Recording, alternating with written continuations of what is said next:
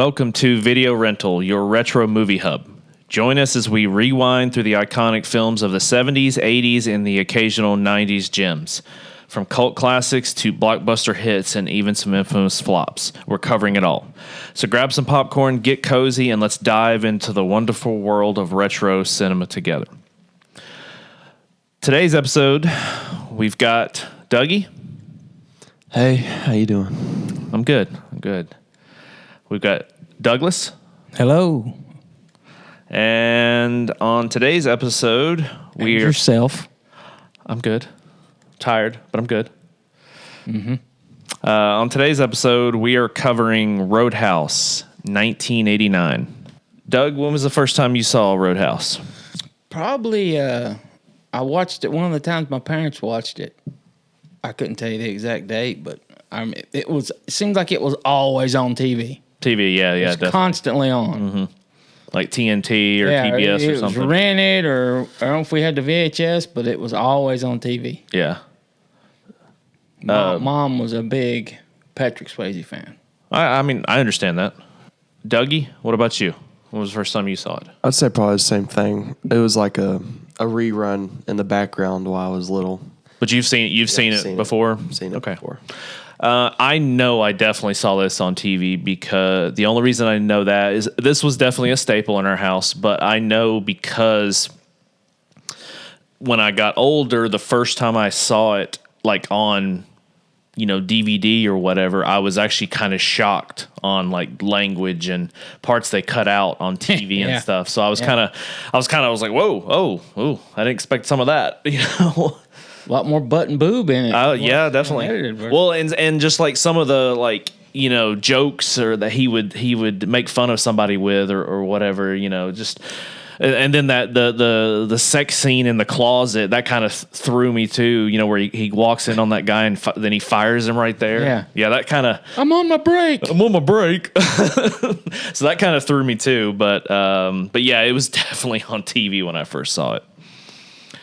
All right, so I'm going to read the plot. A legendary bouncer comes to restore order at a notorious bar, but runs afoul of ruthless crime boss who controls the town.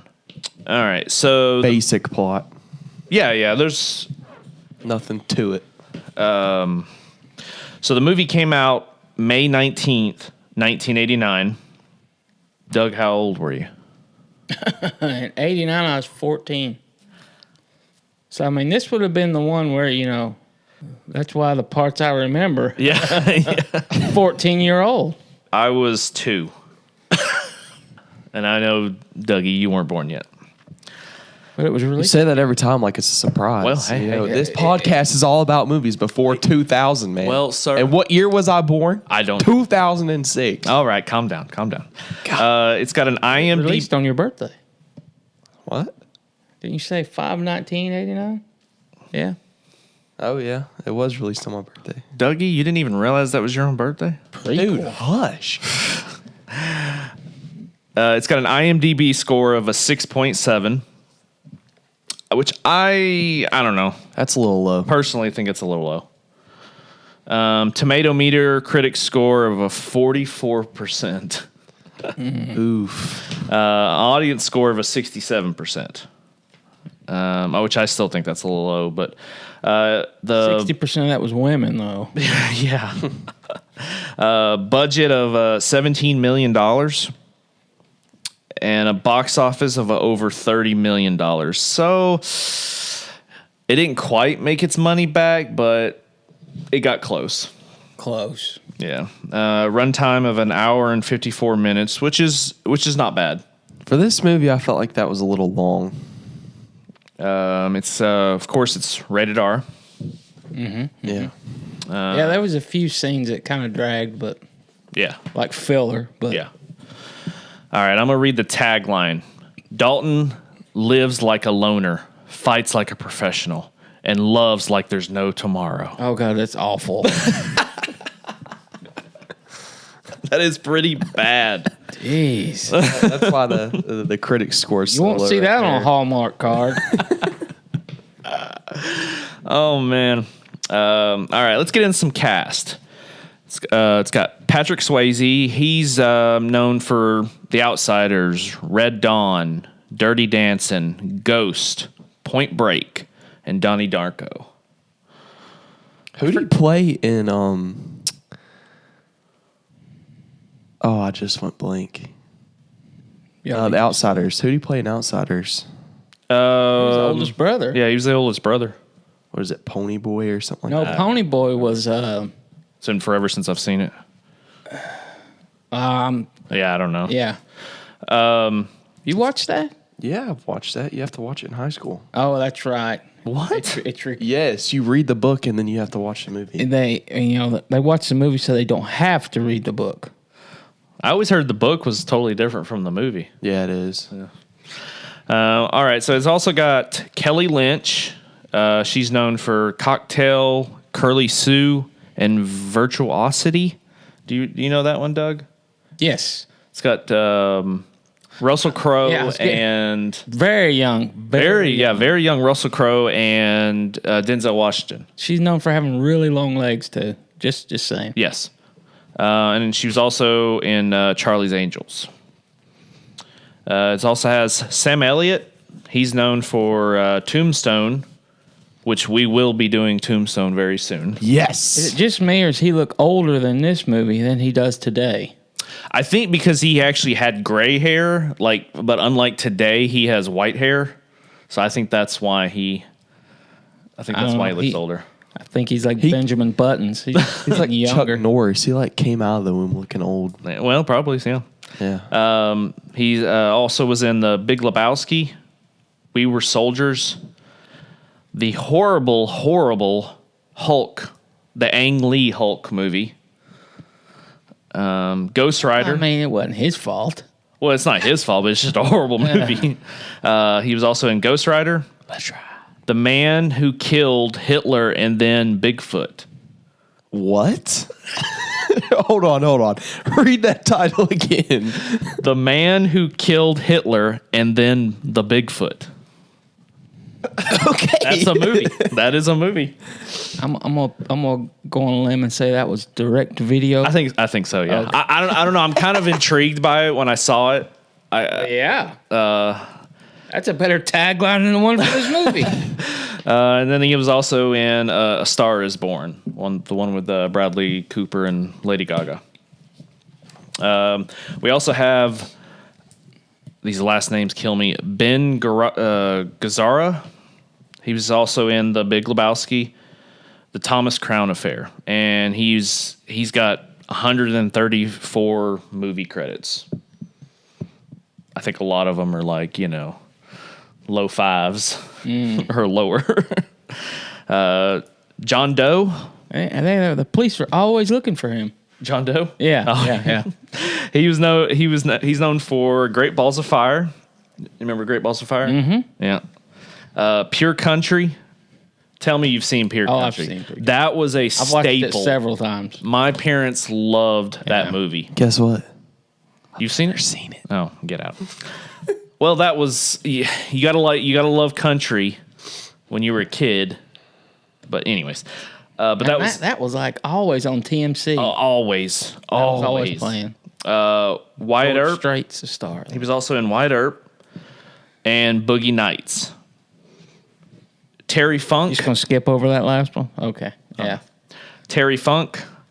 He's known for Paradise Alley, Over the Top, and then he was a WWF wrestler.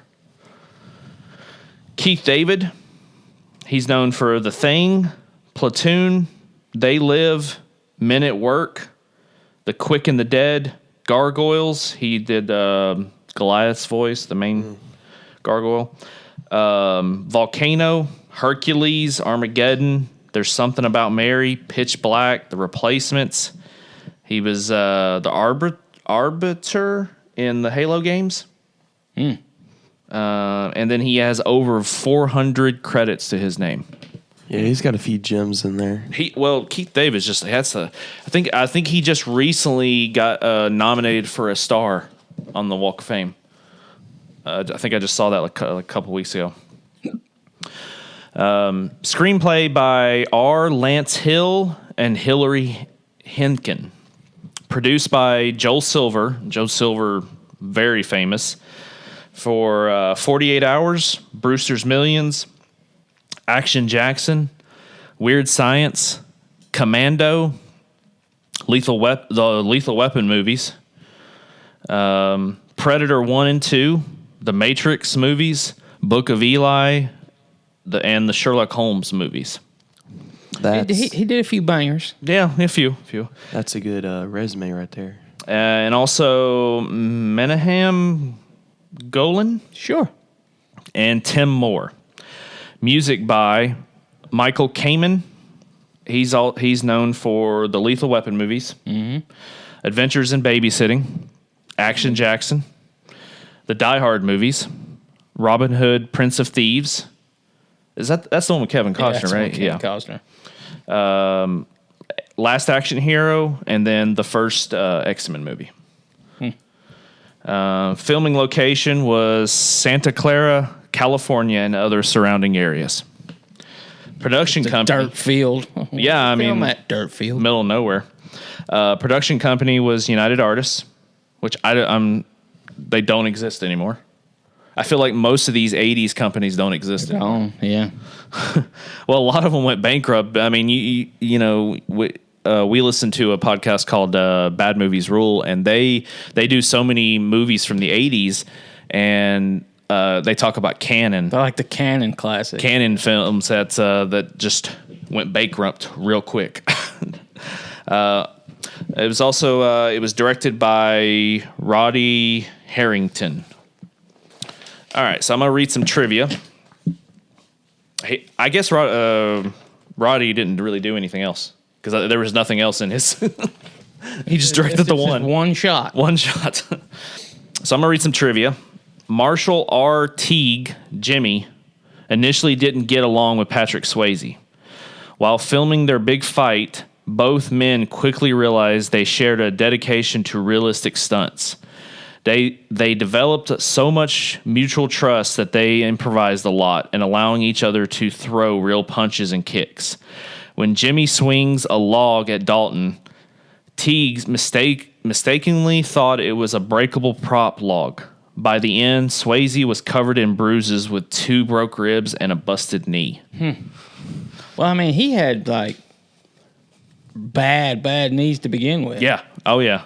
Didn't he also have a bad back too? Yeah, because he had it was when he was doing dance and his knees were so messed up. Yeah. Here's another one. Although the film had lackluster box office returns, it did quite well on home video. I guarantee you, it wouldn't surprise me if it made its money back with home video. Yeah. The film also found life on cable television. Over time, the movie garnished a significant cult following.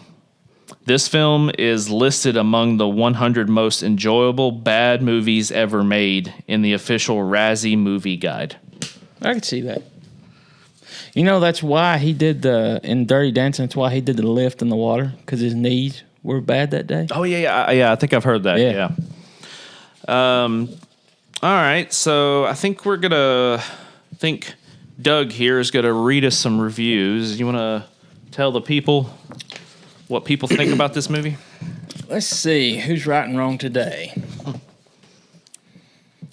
The first one, 1 out of 10. Redneck movie. I could agree with that. Cardinal Dude, 2003.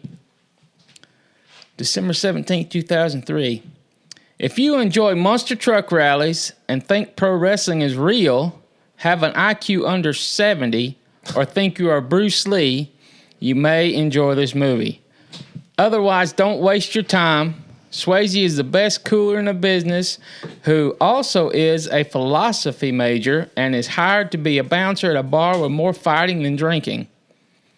Sam Elliott, an actor who I normally like for some reason, is in this swill. For some reason, yeah. In his mentor/bouncer friend, very typical local evil businessman sends a bunch of thugs and henchmen to beat him up so he can buy the place. Lynch is in the movie for window dressing and Hot babe falls for tough guy role. Very predictable. Mindless violence action movie that is very bad. Well, Yeah, I don't. I do agree with part of this. Dalton, when you first catch a glimpse of him walking into the bar where all the chaos is going on, he does look like he's a professor straight out of college. Well, that's probably how he gets away with doing things, though. He's eyeing the situation. That's like typical English teacher wear right there. That was like very much an 80s look. Oh yeah. He had didn't he have like a sweater? He had like a sweater vest. He had like the Miami Vice, the cotton. No, he didn't have a sweater. He had that cotton. Well, I'm saying, didn't he have jacket on, and there was a sweater underneath, like a sweater vest. Yeah. A linen jacket. You say not cotton, but linen. Let's see what this guy says. 10 out of 10. Example of a great B-action movie. October 31st, 2001, from Kendriff. A good example of how a great B movie should be made. It entertains and gives the fans its genre straight up satisfaction without expecting the audience to take the whole story too seriously. See, he gets it. Mm-hmm. Much like reading a good comic book, here we have good action comedy drama with good action choreography and a simple plot, good versus evil, and why each side does what it does. The acting is adequate, and the cast chosen here is also good. The production values were all average, but still the overall flow of the movie just delivers for all those fans who understand B-action movies. This is the Swayze and Elliott I love. That was good.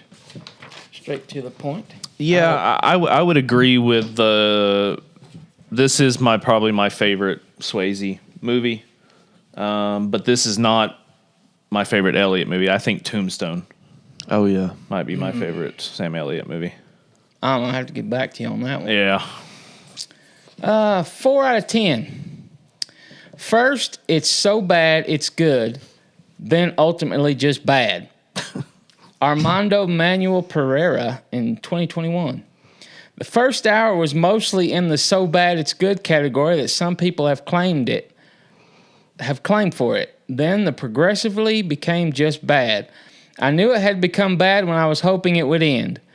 It bugged me that you don't see a cop despite all the lawlessness until the very end, as if someone finally decided there to show some law and order in this movie.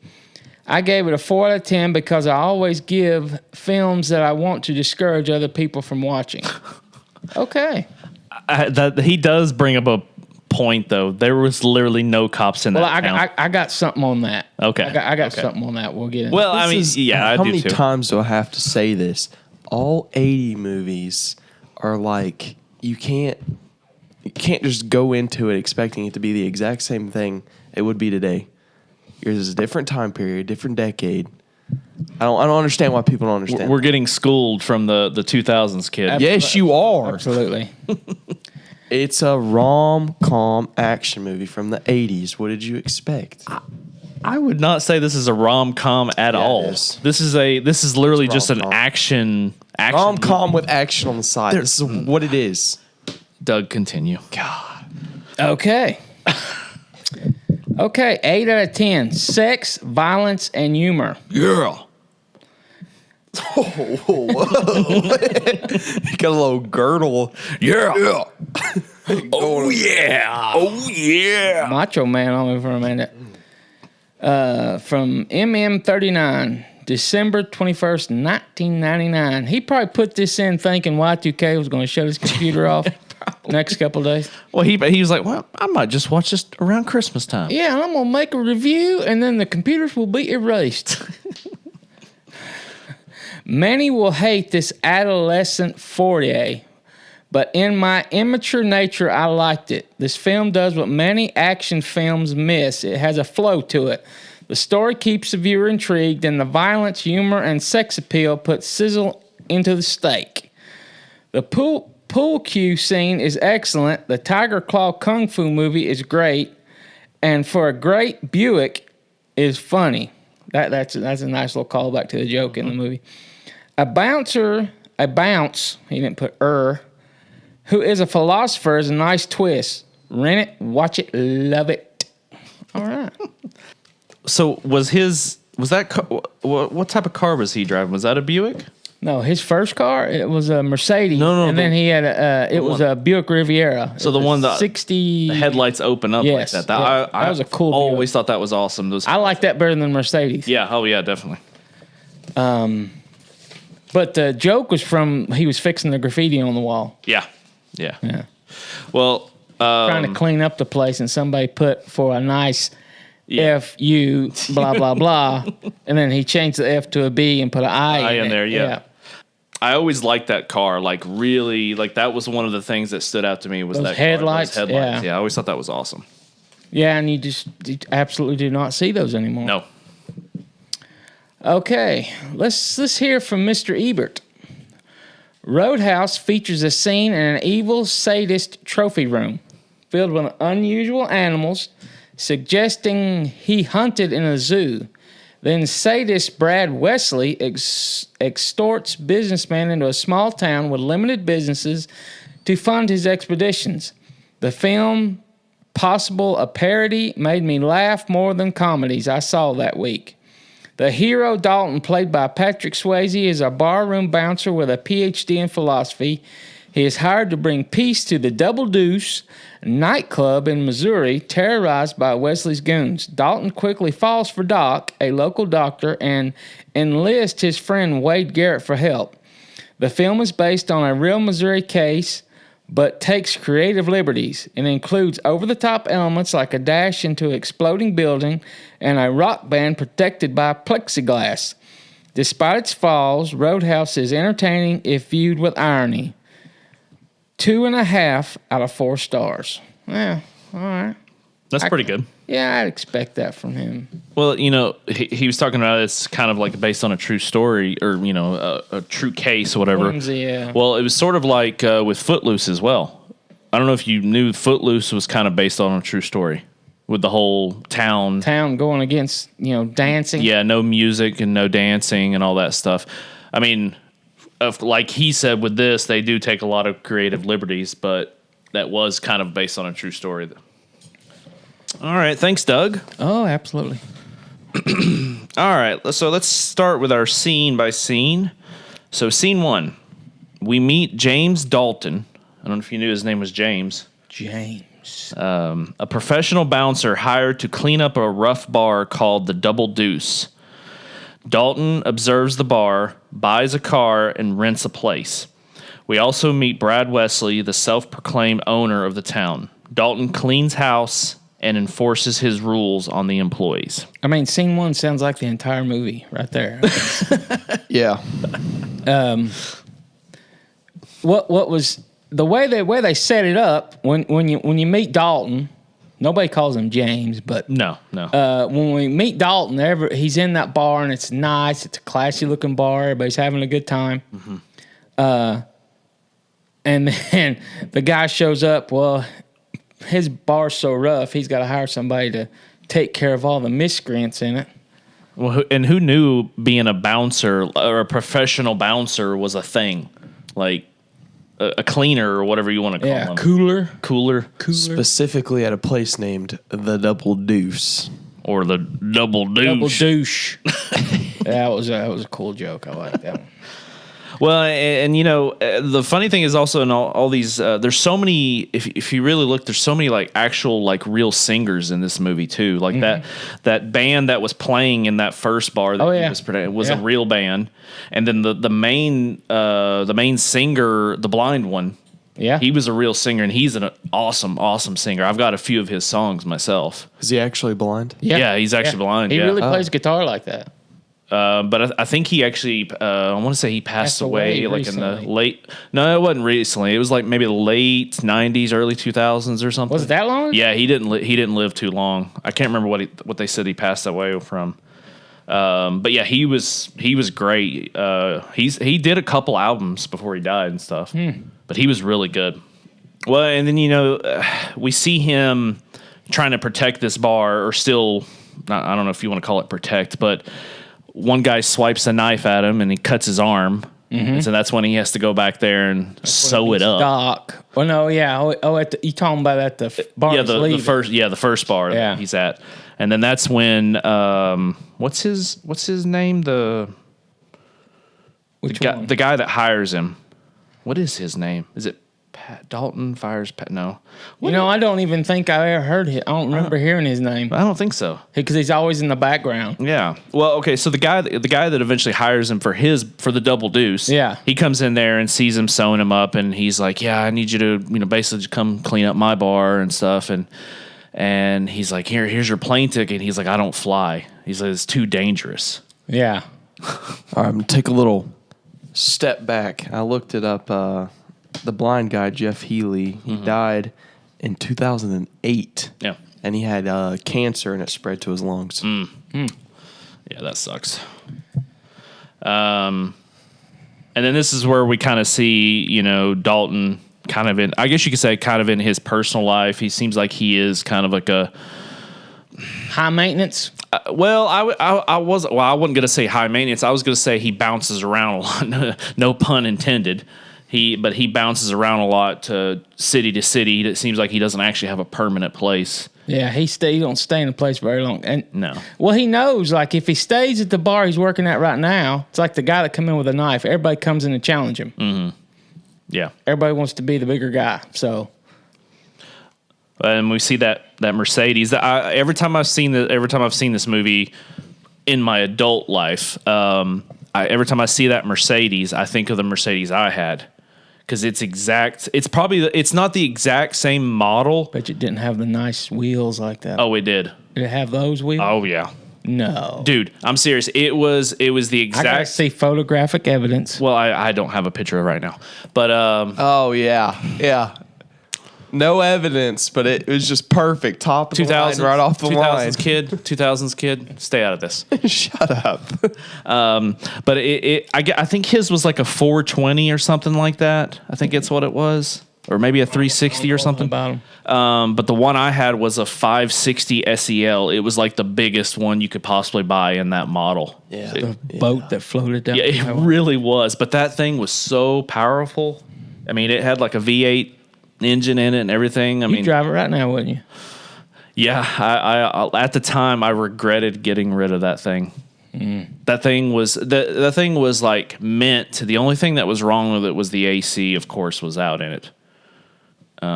We tried several times, but anyways, I think of that Mercedes I had every time I see it. So Dalton gets to the double deuce, and he's observing everything, and he sees all the craziness that's happening in that bar. And there's a video game that accurately depicts this. It's called Paint the Town Red. It's basically a game where you just go in and you kill everybody. Oh, that sounds fun. Yeah.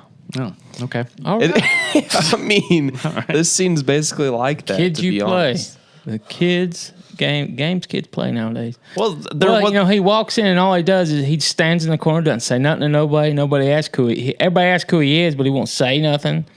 And he just drinks coffee. Well, and he's also observing like the illegal things that are going on in the bar too. Like there's one of the waitresses, she's selling drugs. The guy at the bar, he sees him pocket money. Yeah. He sees them try to handle somebody, like the girl. I think the girl gets on the table or something, or maybe women were out there yet. But yeah, you ain't there yet. Okay. Well, then he sees his old friend, the blind guy that's playing the music, and he knows him. So he goes up to him, and I can't even remember what he said. That's when he says, "What he said? What's a blind guy doing?" What did he say? He says something. What's a blind guy doing playing music or something like that? Yeah. And then he says, "I thought you'd be bigger." Yeah, that was kind of like the ongoing thing, running joke through the whole thing. I thought you'd be taller. And that's when he's playing. He says. And that's when he announces his name to the bar. Yeah, when he's playing. Oh no! Everybody turns around. Are we there yet? Yeah. Yeah, he does the first night before he leaves. Yeah. And then once the bars close, that's when Dalton starts. Whatever the guy's name that owns the bar, we still don't even know what his name is. I don't know. He introduces Dalton to the rest of them, saying basically this is going to be the guy that's going to clean up our bar. And what he says goes. Yes. Yeah. And then that's when Dalton just pretty much is like, all right, this is how it's going to go. Yeah. Step 1, step 2, step 3, pretty much. And Frank Tilghman. I don't even remember them saying his name at all. I'm telling you, I don't think they did. I don't even think they said James. They don't think they James Dalton.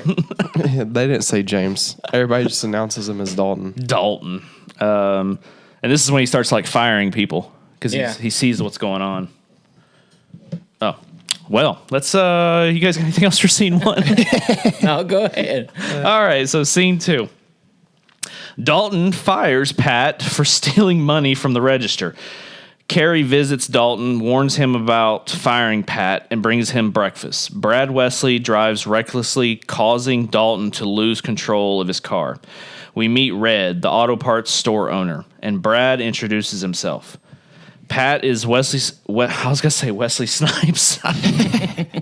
Pat is Wesley's nephew, and Dalton fights the 3 men trying to regain his job. Dalton is cut and rushed to the emergency room where he meets Dr. Elizabeth Clay. Wesley confronts his crew for failing to secure Pat's job. Okay. And this is why I said it's a rom-com. You take the first 10 minutes of this movie, and it involves this guy dressing like he's gay walking through a door, and the next thing you know, a day later, and he's just in a hospital, like stargazing at a girl. Rom-com. So, Doug, I know you probably dressed like that back in the 80s. Were you? I hope not, because I'll disown him as my father. I didn't think he looked gay at Better have all. been But cooler okay, than that. There's video evidence of me dressing in that same outfit. probably so. Oh, God. I don't even know what to say about that. Well, I mean, that's just what you wore back in. I mean, that was wasn't that was denim. just the normal clothing. Dude, Nowadays, Miami, look at fashion now. Miami Vice was a thing back then. Dougie, I don't look at fashion these days. I wear the know. same clothes. I know. This is my work clothes. What about you? I'm wearing a Marvel t-shirt. Anyways, back to All the right. movie. Okay, we find out why is it so significant about him firing Pat. You find out Pat is Brad Wesley's nephew. Mm-hmm. So that's what gets all that stirred up. And that's when he's telling he fires the one guy that's got the curly hair for being too much of a bully. That's the wrestler. Yeah. What's his name? Anyways. And of course, you know, they got to figure out a way to Terry Funk. and that's when they got to find a way to get What a name. Swayze's naked buttocks. Yes, of course. I'm surprised it wasn't glistening like Van Damme. Nobody was ever. Van Damme must have bottled the baby all the time. Probably so. But you know, okay, I'm just not the one to go commando in blue jeans. Oh yeah, that's so You're much just- chafing you're right just there. Asking for issues. Them things got metal rivets. And there Jeez. was nothing baggy about those pants back then. No. He was definitely had to have been yanking some hairs out of some places you don't want to know about. Okay, Dougie, I'm going to go ahead and tell you what the category of this movie is. Nothing about a rom-com. It's okay, this is what IMDb says. It's an action thriller. That's it. How does this classify as a thriller? Okay, the only part of it that's supposed to be a thriller is at the end of it. Okay, but that's the only part of this movie that There's no comedy in this remotely kind of scary. There's no comedy. The only comedy comes from the guy who fires us on break. All the secondhand jokes in this movie. Where? What do you mean where? Exactly. His where? little one-liners. That's what the 80s was made of, was one-liners. But that's comedy. That's not comedy. God almighty. Do you sit there and laugh when Arnold makes all these jokes and stuff? I don't. It's just great. Go down. Okay, but he sounds like he's having a stroke. So what are you talking about? Folks, I am so sorry that we're probably going to lose No, he's not. our few listeners. Well, So anyways. Dougie can promote the podcast. Yeah, All if he would his actually younger do listeners. Being he's on it all the time now. Yeah. What are you throwing hands up for? So the one part I thought was always so crazy is the way Brad Wesley was driving. He's Dude, just- I love that Mustang. yeah. Oh no, it's a nice Mustang, but it's just like he was just like driving so stupidly. Just I mean, that just all shows over. exactly. He was listening to Sinatra. yeah, And he owns the road. That's the way he feels. He's like, everybody else is there for an inconvenience. He didn't care. He didn't even bat an eye when he run Dalton out of the road. not at all, not at all. So this is when Wesley invites Dalton for breakfast and tells him who he is and all that stuff. Yeah. Essentially tries to buy him. Well, and this is where we find out something with Dalton's past, where he supposedly he killed somebody. Yeah, because Wesley had someone look into him. Yeah, because apparently Wesley is very And they say that's why he Powerful. always moves around. yeah. Okay, Wesley's powerful for a podunk town. Yeah. This gets Well, back. remember, he was bringing in J.C. Penney. Where was J.C. Penney at? But anyway, this kind of town, the town they're in right now is like the town I grew up in. Everybody knew everybody, and the cops that were in the town, there was literally only two, and they shared a car. That's all there was. There was one red light, one car, two cops, and you knew both of them. I don't even know if there was a town, because I feel like the Double Deuce It was like on the outskirts the of town. or because it seems like because the Double Deuce was on one side of the road. And you got the hospital, which is only one other thing we see. We see the Double Deuce, the Yeah. hospital, And the parts store, parts store. and the barn where He rents Dalton is renting out, Yeah. and Wesley's house. Yeah. And that's that's all you it. really see. That's it. But I'm just saying, the way it's set up with it reminds me of exactly where I grew up. Mm-hmm. And that's why you don't see law in it, because you notice when we get to a certain point in it, I'll get back to it. Well, I'll step back on that part. I totally read something in scene 3. It was about the whole breakfast thing that hasn't even all right, happened that's yet. all right. Well, okay, so this is where we see where they bring Wesley's nephew back in, because he's like, I'm back in and you're out. Yeah. And this is where they get in a fight, and And that's when he decides Wesley uses his influence to get all the liquor vendors to not deliver liquor to a bar, which is devastating. this is where Dalton goes to the hospital because he gets cut by that giant knife that was it the fat guy? It was the fat guy. Yeah, he had a big hunting knife on him. Yeah. It wasn't like a He was Rambo kinda knife, but awkwardly it was. went, Yeah. Well, and the main guy that he seems like he's too old to be in the group. The one that. Oh, the one he calls a bleeder. Yeah. That's why I don't like He just You're a he just bleeder. looks too old to be the fighting one in the group. Yeah, and Tiny's He like, looks like he should be doing Wesley's books or something. yeah, he looks like an accountant, Yeah. CPA or something. He's definitely doesn't. Well, I think he goes through the window. Like they're fighting him through the window and that little window that goes into the bar and stuff. Oh yeah. So this is where we meet. Is it Tiny or Tinker? Would he call him Tiny or Tinker? I think it was Tiny. Okay. I think so. This is where we meet Dr. Elizabeth Clay, and this is where I don't know of any ER docs that look like that. that look like they come off a model shoot. I mean, that chick had some serious aqua in her hair. She had that sucker teased up 5 or 6 inches off her forehead, which was very normal.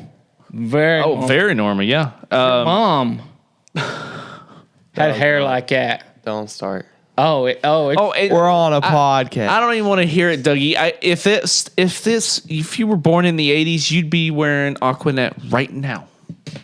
Maybe, yeah. I think you would. Wait, No, I got the hairstyle for it. Unlike him, he's bald, so. I used to have the Patrick Swayze fro, buddy. Fro. You had a fro back in the day. So I thought it was funny that Dalton brings his own medical charts with Yeah, him. it saves time. That just Saves shows how time. much he's hurt. And that's where they get the philosophy part. It's like nobody ever wins a fight. Well, and pain don't hurt. Pain don't hurt. Stupid. It's like when he puts the staples in, he's like, yeah, but it don't hurt. Well, especially like in the ribs right there. Yeah, it's tender area. Pain don't hurt. That kills me. So, and this is where we see after all his men get beat up there, they go back and Wesley, that's when he starts like punching the main guy we were just talking about, the accounting looking guy. he punches him and then he knees him in the groin. Yeah. Right. Well, pick him up. Don't just lay there and bleed. And you think about that, they probably done that whole scene because of Rambo. Sylvester Stallone showed himself up a lot more realistic than Patrick Swayze did. I'm sorry. Yeah, I mean, this was, almost 10 years after Rambo. Yeah. So that's exactly where they were trying to go with it. Yeah. Because, he made himself look tough. Mm-hmm. Yeah. All right, you guys got anything else for scene 2? You want to move on? All right, scene 3. Dalton learns Wesley's, what is that? Compels? What did I write there? He compels businesses to pay. Oh, okay. Dalton learns Wesley compels businesses to pay for protection. Wesley's men causes trouble at the Double Deuce, leading to a fight, and Dalton and Elizabeth go for coffee. Wesley invites Dalton for breakfast, revealing his identity. The Double Deuce is cleaned up and busy, generating revenue. Wesley cuts off alcohol supply, prompting Dalton to call in a favor. Dalton discovers Wesley's interest in Elizabeth. Wade arrives, helping Dalton fight Wesley's men, destroying alcohol. Wade meets Elizabeth. Red's shop burns down. Dalton and Wade fight Wesley's fighter, Jimmy. Okay, there's a lot right there.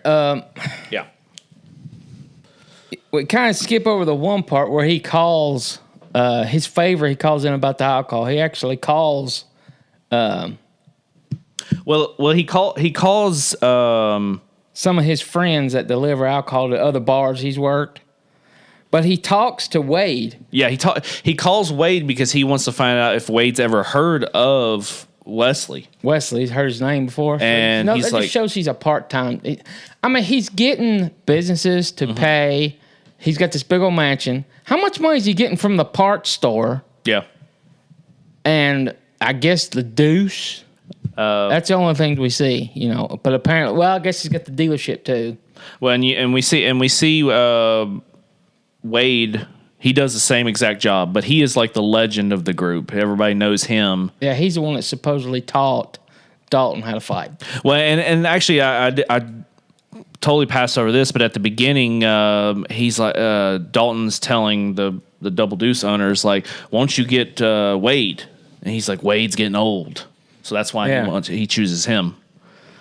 And you missed over a cameo in this scene 3. We get to see Bigfoot. What are you talking about?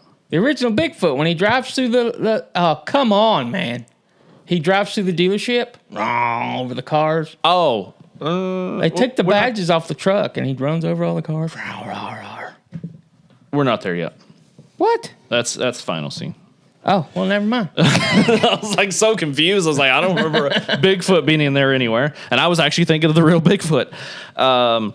Well, and then when Dalton calls in the favor to get alcohol from out of town, that's when the guys come over and start beating him up, and then that's when Wade shows up and then starts fighting the guys. Yeah, and it's funny because he's sitting there, he's like, "You doing all right over there?" And he's getting his butt whipped. Yeah, he just lets him. Yeah, he's like, "Oh, you don't need me." That's when I always thought this was so painful when Wade kicks the big guy, in the knee. Oh. He's like, he says something like, "It doesn't matter how big a guy is, if you kick him in the knees, he'll fall like a stone." Yeah.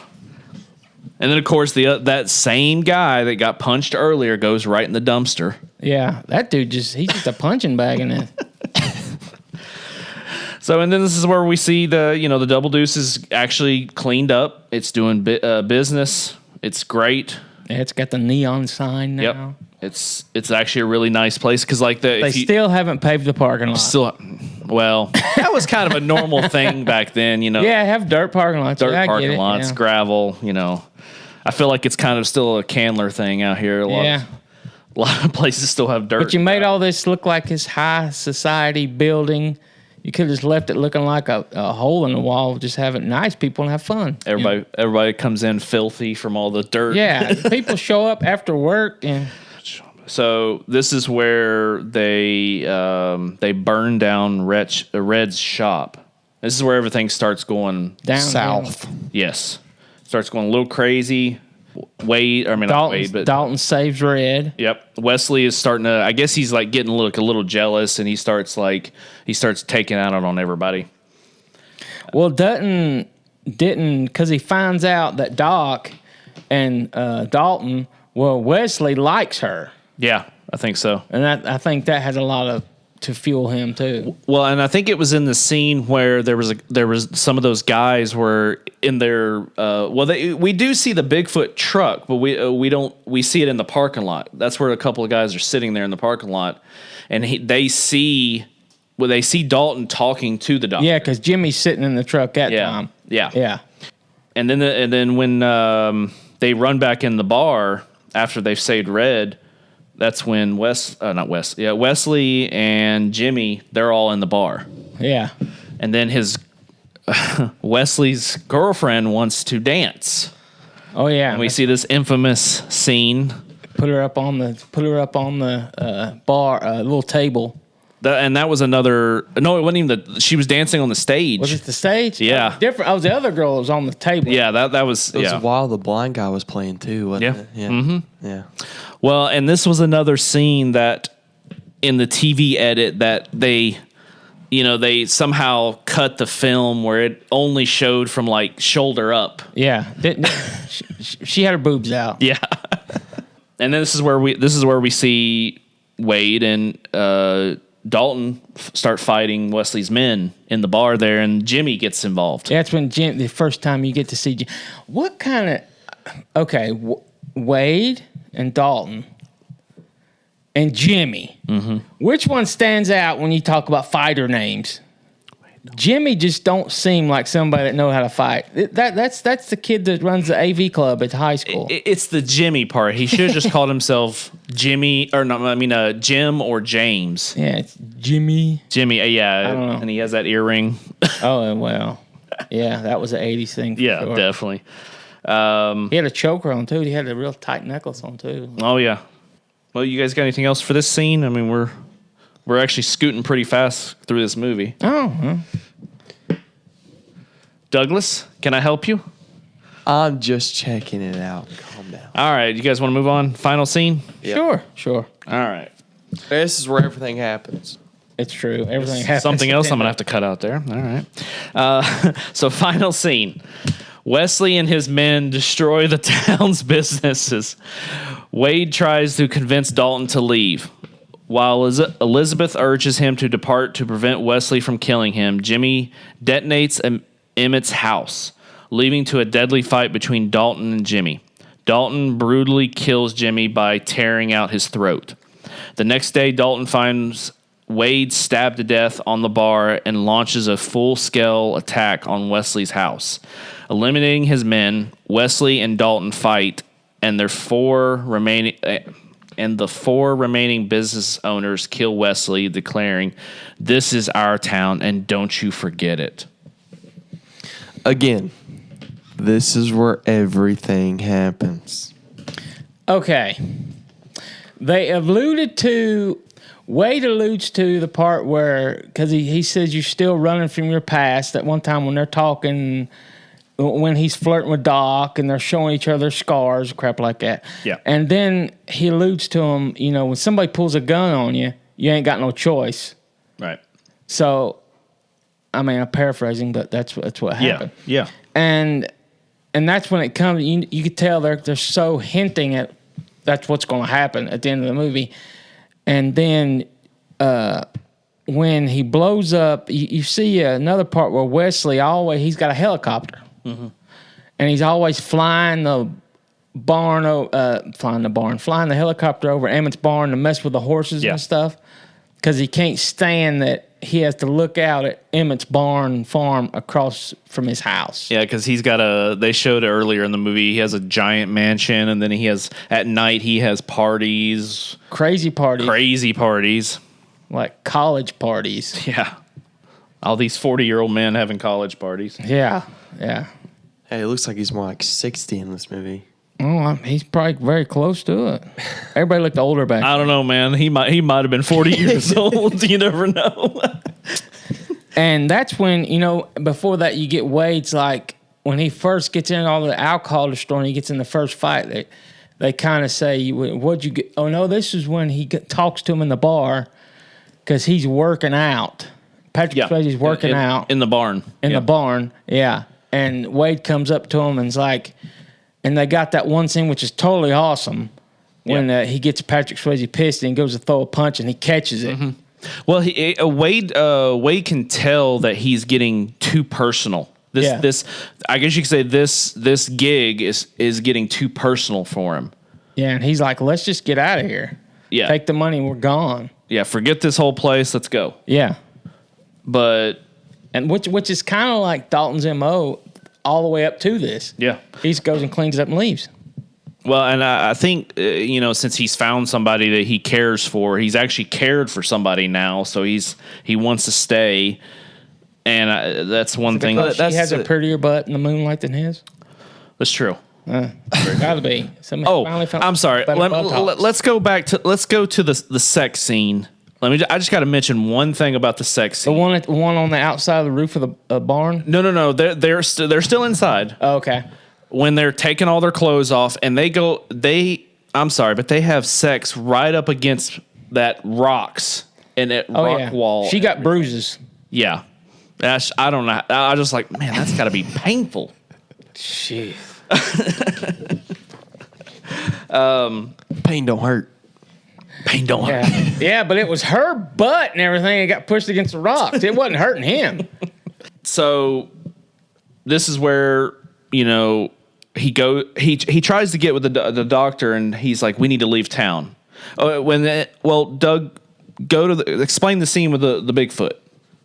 Oh, yeah, he tries to go to her and that's when they hear a commotion outside and Wesley's trying to get more money, I guess because of the way Dalton has been kind of making the town be more brazen against him. He's punishing all these businesses. Right, because, and he tells him, this is, he's trying to tell the guy that owns the dealership, oh, well, I'm sorry you feel that way and blah, blah, blah. And then he looks over and here comes Bigfoot. He's like, and he tells him to drive through the dealership, and crush all the cars, all his inventory. And that's when he knows it's gone too far. And that's when Dalton goes back to she gets mad at him for saying, let's leave. Yeah. She gets mad. And that's when he says, fine, I'm gone. And then... Oh, wait.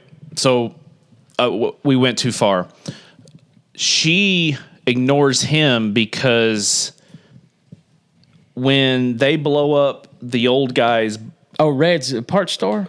No. The one that owns the barn. Oh, yeah. When they blow up the old guy's house, he saves him, and then that's where Jimmy and Dalton are fighting, and Dalton kills Jimmy.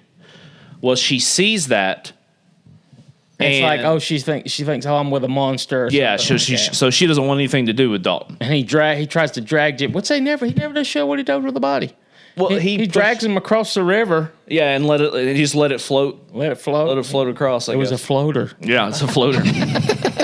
So the next day, we weren't going to gloss over the fight scene because it was a pretty cool choreographed fight scene. No, it was an awesome fight scene because he goes to pull that knife, or no, he pulls a little gun out of his boot. He pulls a gun. He pulls a gun out of his boot. But also, this is the scene. He says, I'm not. We're a slightly clean podcast, so I don't want to say everything the guy says. But he's like, I effed guys like you in prison. Yeah, I'm like, oh, yeah. I'm sure you did. Turned him on a little bit there. He liked the shirtless with the. He did the roll up wet pants around his waist. Yeah. That's so like an 80s girl move right there. That's Well, and then I guess what is it? Dalton knees, or he kicks Jimmy in the crotch. yeah, and then he blocks a punch and runs his hand up behind him, grabs the back of his mullet. Yeah. And pulls his hair back, and then you see the build up of him like Like the claw. The claw. And just like rips his throat out, kills him, and then he Throws the double deuce in the water to Wesley's house. Huh? Huh? What? Jimmy. I'm saying Jimmy is a double deuce going to Wesley's house. You mean the double douche? Yeah. Yeah, that. There's where it comes from. And that's when they get back to. He goes back to the bar. He decides he's going to leave. Yeah. He's going to cut and leave because he killed a guy. Now every time he does that, he's got to get out of town. Okay? Because they're back at the bar, or they're back at the double deuce, and Wade comes in. And he's all beat up. The guys jumped him and just beat him up. Okay. So that's when he convinces him we need to leave town. Wade's supposed to be this crazy good fighter. Mm-hmm. And you're telling me Tiny and the accountant and the other dude with the Bowie knife got the best of him. Oh, they had to have just jumped him around the corner or something. They had to have. A surprise attack. Again, that's why they were Had to foreshadowing be a surprise. earlier in the movie when he first talking about trying to get Wade instead of Dalton. And he's sitting there, he's like, no, Wade's getting kind of old. Yeah. Yeah. You already knew he was going to die. Yeah, but he knew what he was doing. What? Okay, well, just spoiler. Well, We're in the final scene. if anybody has seen this movie, which I don't know why you would be listening to this episode if you haven't seen this movie, but yes, Wade does die. But this is where, okay, so He walks in, and Dalton- Wade walks in and says, and then he sees him like, okay, I'm done. We're getting out of here. getting out of here. So He's that's like, when have he a drink, and he was gonna. That's when he was trying to get the doctor to come with him. Yeah. And she says, no, get away from me. You know, you're pretty much You a freak. monster. You're a monster or whatever. So he comes back. Yada, and yada, that's- whatever. And then He misses the phone Dougie- call. No, If you don't want to be part of this podcast, don't come over anymore. they This is a talking podcast. when it's Let he's us going do our to talking. I was talking. after he's talking to Wade, he gets the phone call from Wesley. Yeah. And he's giving him his whole expo dump speech, blah, blah, blah, blah, blah, blah. And he's like, well, you know, it's going to be one or the other. It's going to be your friend or the girl. He flips a coin. And he flips a coin and he says, oh, too bad I ain't going to let you know which one it is. Yeah. And he hangs up the phone. That's when he goes to get her because he thinks Wade can take care of himself. And he comes back and he sees Wade. He thinks Wade's just passed out from being Yeah, drunk or because he's whatever. like, hey, no, I only said one drink, homie. And he comes in and he's like, oh. He rolls him over, and it said it was Tails, and it's stabbed in his side with a knife. With a knife, the letter note on it. Didn't that knife have like a quarter in it or something, or a $50 like on the hilt? Hilt of it, it might have had. I think it did. I think it had like a quarter on the end of it. I didn't even notice that. Yeah, Yeah. And then this is where he really starts freaking out. because it shows him the slow pulling out the knife. Yeah. You know. And then the next scene we see at Wesley's place, the Mercedes, Because they know he's coming after him. Yeah, and I think it's so hilarious. They're all shooting at him, but they're using like a couple of the guys are using shotguns to shoot at him, and then somehow that Mercedes flips and explodes in midair, Perfectly. and then Awesome shot though. yeah, I know it's great. And then they find out he wasn't ever in the car. He's used the knife that killed Wade. It's got the gas pedal stuck down. Yeah, which I don't know how he did that. Because those pedals, and I know for experience, because I had to replace the one on the Mercedes I had. They're super thick, so I don't know how he was able to nail that. Patrick thing down. Swayze, man, it's the Tiger true. movie. That's true. Just give it one good. And what I thought was so cool about it is he done that on purpose because he wanted to. Which is they opened the door and then the ding dong. Did you notice the car was still running? Yeah. Well, and that's where we see who actually killed Well, Wade. yeah, that's what he wanted to see. But the dude's been carrying that knife as long as his leg on the side. Yeah. He knows the whole time whose knife it is. Anyway, So this is when we see Dalton going through Wesley's house, slowly starts taking out all the guys. Yeah. He gets to which is well, I almost feel like that a couple of them kill each other. Like, because like Dalton pushes the other guy in the way and he gets killed. Yeah, they're idiots. They shoot at everything. Yeah, they just kind of shoot each other. And this is when we see Dalton and Wesley fighting each other, which I think's... before that, they're in the hunting room and Tiny's walking around in there. Yeah. And he pushes the big polar bears, big polar bear, stuffed polar bear over on top of him. And you think, oh, that's it for Tiny. Well, I've always thought it was kind of funny or kind of ridiculous that Wesley was able to stand up to Dalton so well. At the end of it, yeah. Even though he's hurt. Yeah. Because he shot him once. I mean, Wesley is pretty much, I get it, he's a hunter and all that stuff, but he's pretty much like a businessman. And Dalton you're not going to go hand to hand with a guy that handle himself fights for a living. Yeah. So Wesley's about to kill Dalton. Mm-hmm. And what is it? The guy, the pretty much like the four horsemen of or not the four horsemen, that's probably not the right word, but the four owners of the big businesses in the town come up. One of them is one of the cops, the owner of the dealership, Red. And Frank, the owner of the Double Deuce. Yeah. Yeah. So you think about it, after they all come up and each one of them shoot him, so they can all say we all had part in it. And then the cop, he takes all the guns. Did you notice that? He took all the guns that shot him and collected them. There wasn't a cop. Before he collected all the guns. No, one of them's not a cop. Are you going to let me finish talking? No, I'm not.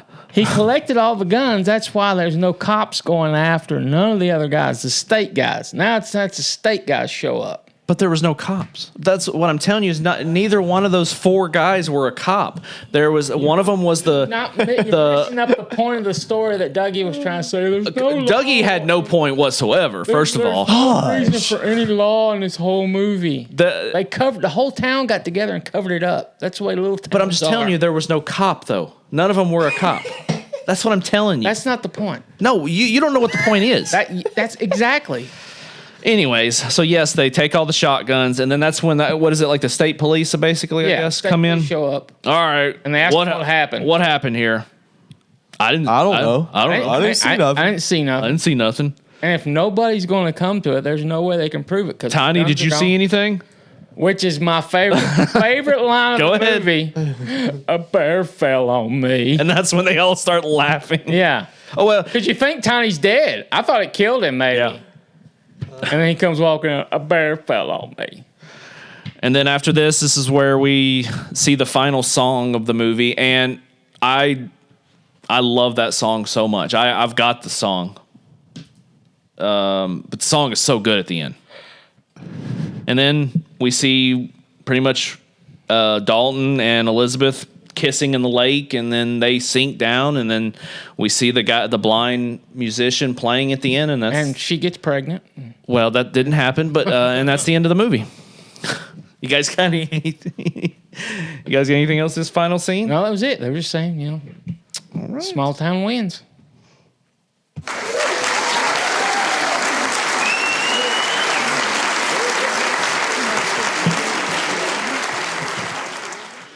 All right, so let's do our famous category. Did not know that. Patrick Swayze hurt a knee during filming. He chose to make Ghost 1990 next because it was less strenuous, turning down the role of Gabriel Cash in Tango and Cash, and Mike Harrigan in Predator 2. That it was all that crazy. I would go do Ghost. You get to do the pottery scene with Demi Moore. Come on, dude. It's prime Demi Moore time, right? But it's just crazy to think that he had the potential. Tango and Cash. That he had the potential to be in that and Predator 2. Well, it would have been different movies. That's for sure. Was Mike? Who was Mike? That was Bill Paxton. Was that Bill Paxton? Yeah. Okay. I don't think people would have liked to seen Mike or Patrick Swayze get killed. Probably not. Yeah. Many characters' names are taken from the infamous or famous Wild West personalities. Wade Garrett shares his surname with Pat Garrett, the sheriff who shot and killed Billy the Kid. Brad Wesley's last name is the middle name of John Wesley Hardin, who once fired through a wall into the next room of a hotel where he was sleeping and killed a man whose snoring was bothering him. Kelly Lynch's character is nicknamed Doc, a nickname shared with gunfighter John Henry Doc Holliday. Emmett, who owns the barn where Dalton rents a room, has the same first name as Emmett Dalton, leader of the bandit ring, the Dalton Gang. The Double Deuce bar owner, Tillman, is named after lawman Bill Tillman of the Dodge City and Oklahoma. A character named Younger, which was the last name of another notorious Western bandit and killer, Cole Younger. That's wild. Yeah. I don't know. Maybe the writer was a big Western fan. Yeah. Apparently. Yeah.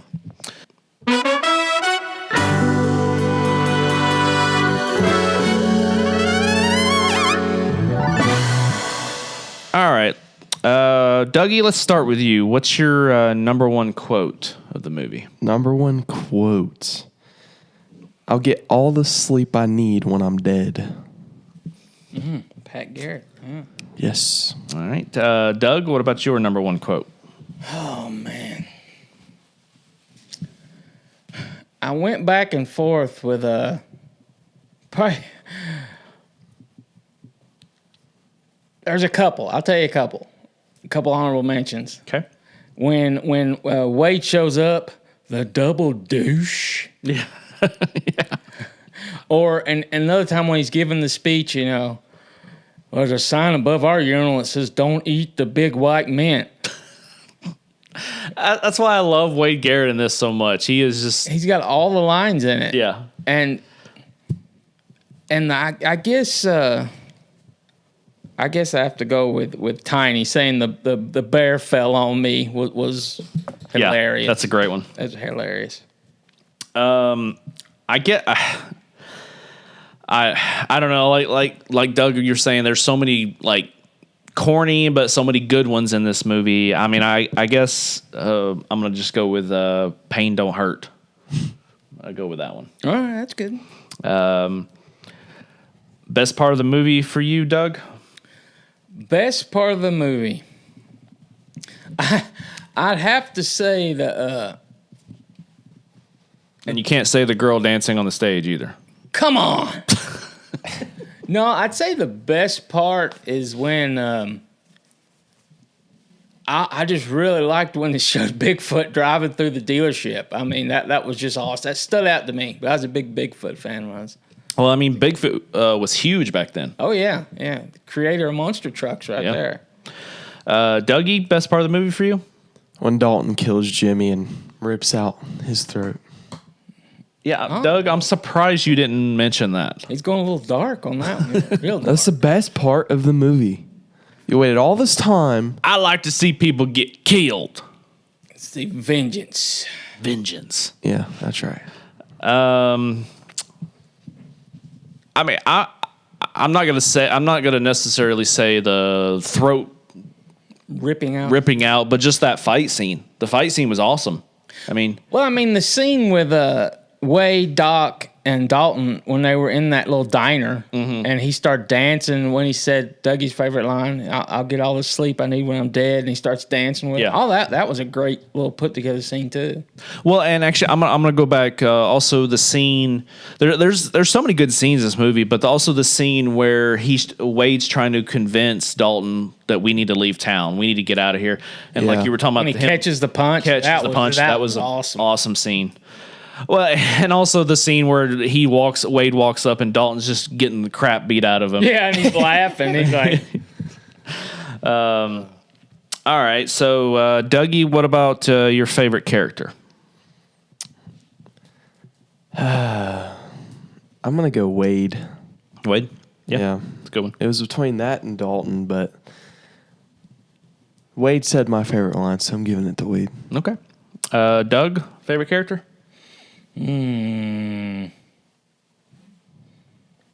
I'm gonna go Wesley. No, I'm just kidding. Hey, I mean, if that's who you want to go with. no.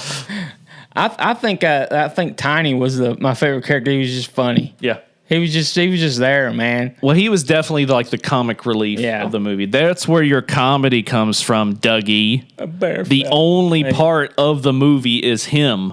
The rest of it is not funny, and it's not a rom-com. I don't think you know the definition of a rom-com. Romance comedy. So my favorite character, There's both in there. Dougie, I'm going to agree with you. Wade, I think Wade is definitely my favorite character. Sam Elliott's awesome. Yeah.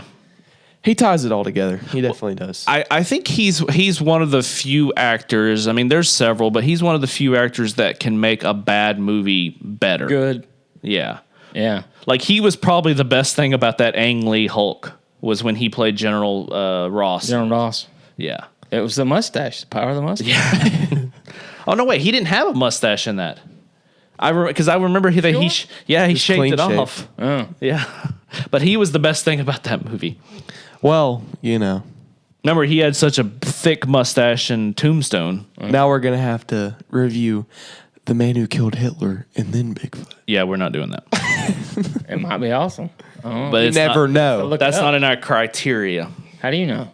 Because I know. I did all the research. You didn't look it up. I did, actually. I Tell us about it. Break it down. Well, he's an ex, like, World War II, whatever. And Already sounds awesome. Okay. All right. But we're not doing it because it's not in our criteria because it came out, I think, like maybe 10 years ago. So, yeah. What? Yeah. I'm serious. It came out like 10 years ago. It's a fairly new movie. We're going to fact check him. Fact check him, internet. I think he's all Dougie, wrong. you're faster at your finger tapping. Yeah. Came out in 2018. Well, I told you. Well, that don't mean we can't watch The it. cover, I think the poster's pretty cool looking too. But yeah, I remember hearing about it. I was like, that just kind of I thought it sounds stupid at the What's the time. movie poster look like? Let me see. That's not the one I've seen. Well, I mean, that's a pretty good. Yeah. That's definitely old. Yeah, that's the one I saw. It has him walking and then like Hitler and But where's Bigfoot? well, they show the forest behind him, so I guess It's a Nazi symbol and then a Bigfoot print right. a swastika. I didn't realize we were doing a podcast. Let's edit out your Didn't realize we were doing Your a hate podcast speech. with a neo-Nazi. You do realize your that hate speech. you do realize that the Nazis stole the swastika, right? Oh, here we go. Break it down. They didn't invent the swastika.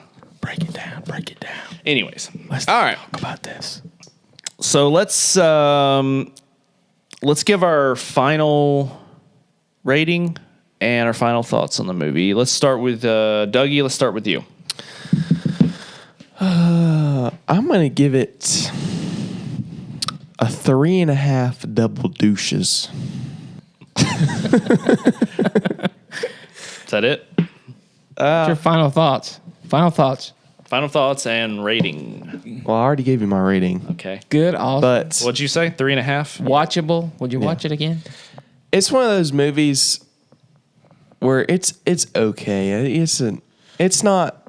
Would you watch it again? If it was on, I think I'd watch it again, but I don't know if I'd just intentionally watch it Hunt it again. down.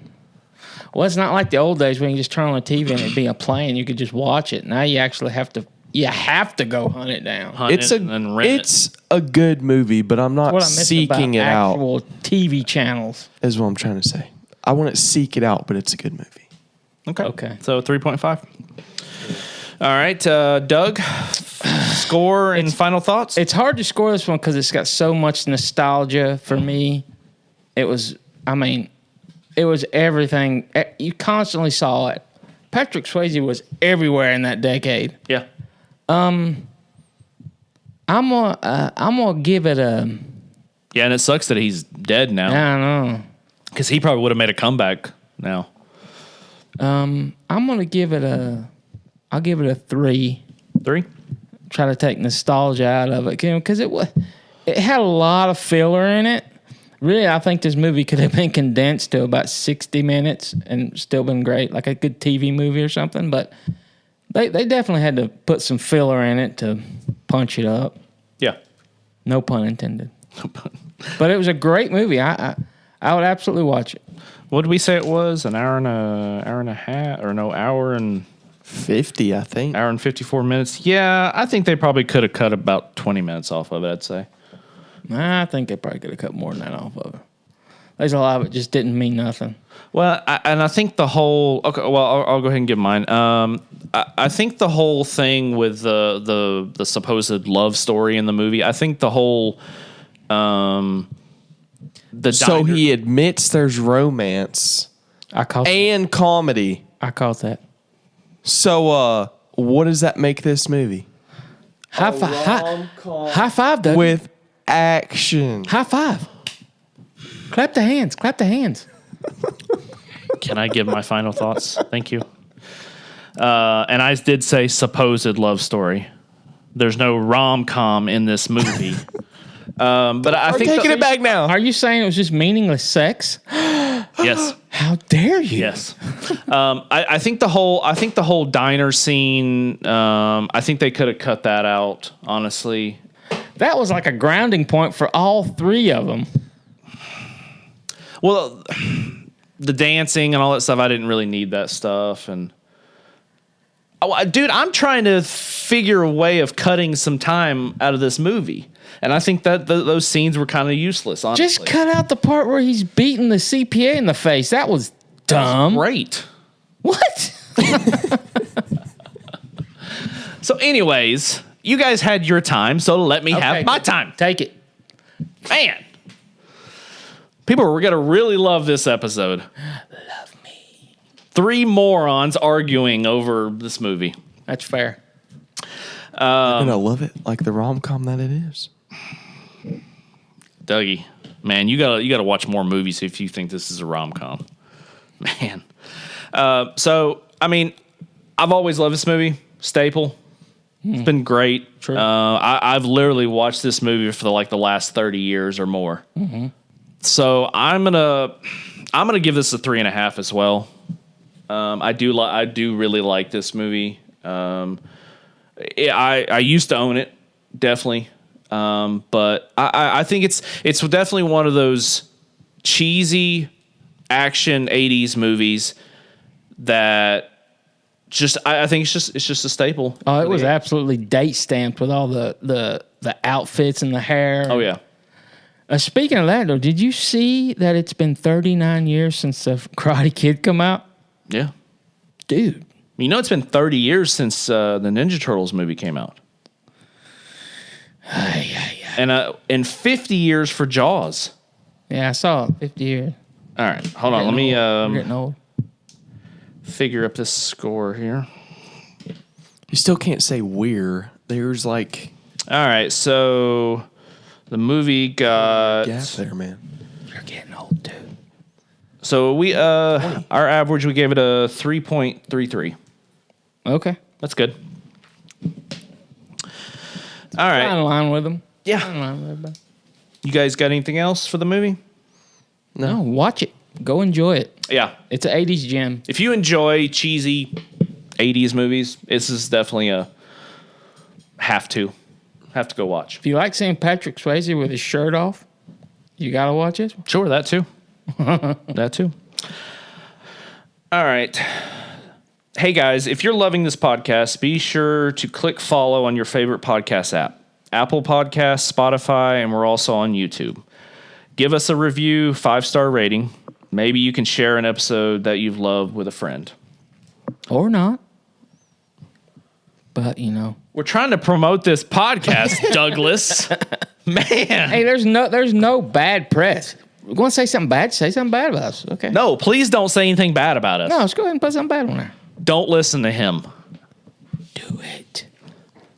Anyways, all right. That's all for today's episode, folks. We hope you enjoyed what it's like to be a bouncer in the world of 1989's Roadhouse. Join us next time on Video Rental as we tackle another classic movie. Until then, stay cinematic and remember, I want you to be nice until it's time not to be nice. Cinematic.